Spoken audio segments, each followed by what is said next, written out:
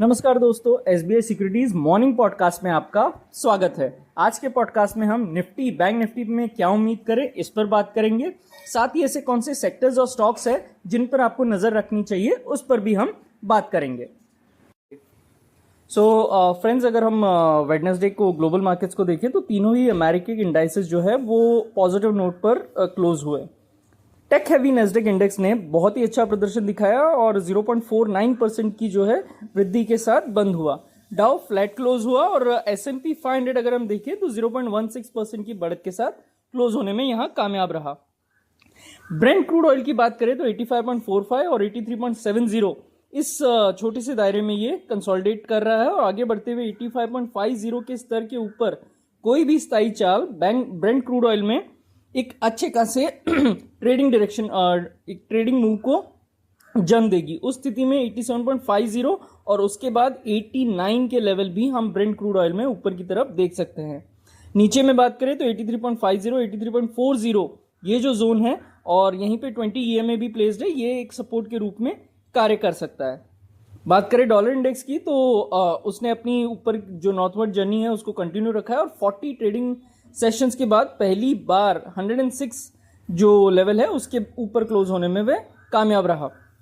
अगर हम current chart formations को देखें तो अल्पावधि में 106.50 और उसके बाद और भी ऊपर के लेवल्स यहाँ पे देख सकते हैं। नीचे में 105.80 105.70 ये एक इमीडिएट सपोर्ट जोन बनकर उभर सकता है। बात करते हैं निफ्टी की तो कल के दिन बेंचमार्क इंडेक्स निफ्टी ने मंगलवार को अपनी सकारात्मक गति जो है उसको जारी रखा और एक नया फ्रेश ऑल टाइम हाई यहां पर बनाने में कामयाब रहा। 0.62% की एक अच्छी खासी गेंस के साथ 23,850 के ऊपर क्लोज होने में वह बिल्कुल कामयाब रहा। अगर हम आगे बढ़ते हुए लेवल्स की बात करें तो 24,000 एक साइकोलॉजिकली इंपॉर्टेंट लेवल है और उसको पार करने के बाद हमको 24,300 तक के लेवल्स भी यहाँ पे दिख सकते हैं। कल के दिन जो मेजर कंट्रीब्यूशन था रैली में उसमें सबसे प्रमुख अगर हम देखें तो रिलायंस इंडस्ट्रीज, उसके बाद भारतीय एयरटेल और ICICI बैंक जैसे इंडेक्स हैवीवेट की बदौलत हमने कल एक अच्छा खासा ट्रेडिंग सेशन निफ्टी में बनते हुए देखा।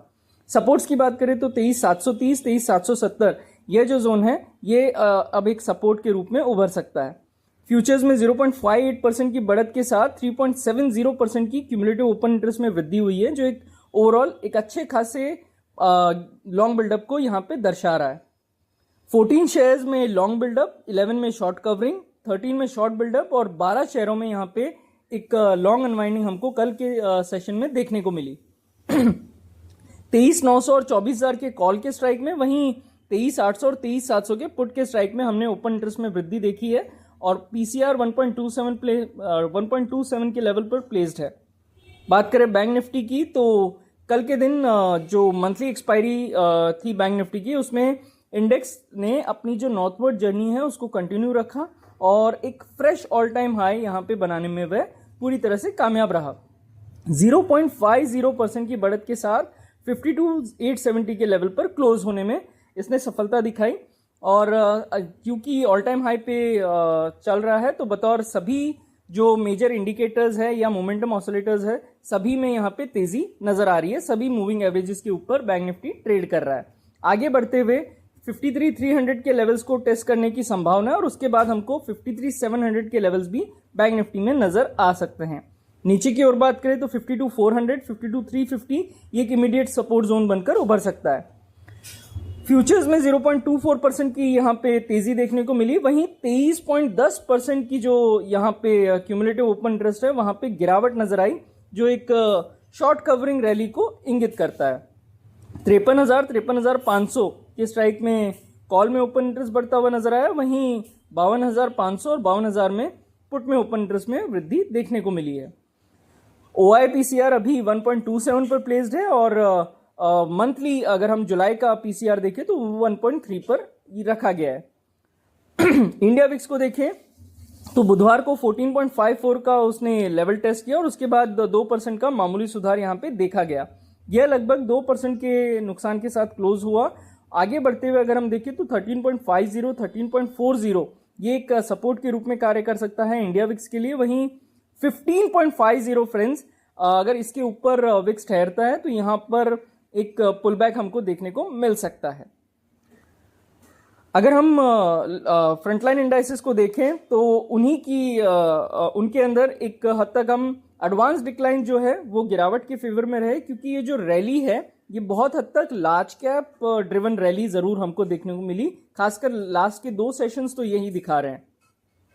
अगर हम बैंक निफ्टी के जो है ऑल टाइम हाई लेवल्स पर ट्रेड कर रहा है, वो 68% घटक ही अपने 20 EMA के ऊपर कारोबार कर रहे हैं। यानी कि ओवरऑल अगर हम देखें निफ्टी में तो सिर्फ 68% स्टॉक्स ही अभी अपने 20 EMA के ऊपर चल रहे हैं। यानी कि ओवरऑल जो रैली है यहाँ पे पार्टिसिपेशन जरूर सिर्फ लार्ज कैप का ज्यादा देखने को अभी फिलहाल नजर आ रहा है। अगर हम सेक्टर्स की बात करें तो Nifty private bank, Nifty financial services के ऊपर की ओर बढ़ने की संभावना जारी रह सकती है और अगले कुछ कारोबारी सत्रों में भी ये अपनी जो रैली है उसको कंटिन्यू करते हुए जारी रख सकते हैं।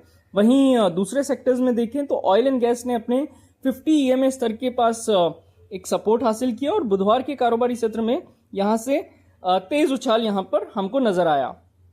आगे बढ़ते हुए 12,000 के स्तर के ऊपर कोई भी एक स्थायी चाल यहां पे 12,350 के लेवल तक तेज उछाल यहां पे ला सकती है और हमें लगता है कि रिलायंस आने वाले कुछ सत्रों तक अपनी सकारात्मक जो गति है उसको जारी रख सकते हैं। FIDI डेटा पर नजर दौड़ाएं तो 3543 यानी 3535.43 करोड़ की FI ने कल बिक्री की, DI ने 5103.67 करोड़ रुपए की खरीदारी की। फ्यूचर्स में देखें तो FI का लॉन्ग शॉर्ट रेशियो फ्रेंड्स 66.94 पर है, क्योंकि उन्होंने 61,955 इंडेक्स फ्यूचर्स जो है खरीदे हैं। वायदा के मोर्चे पर देखें तो FI ने 87,363 कॉन्ट्रैक्ट खरीदे हैं।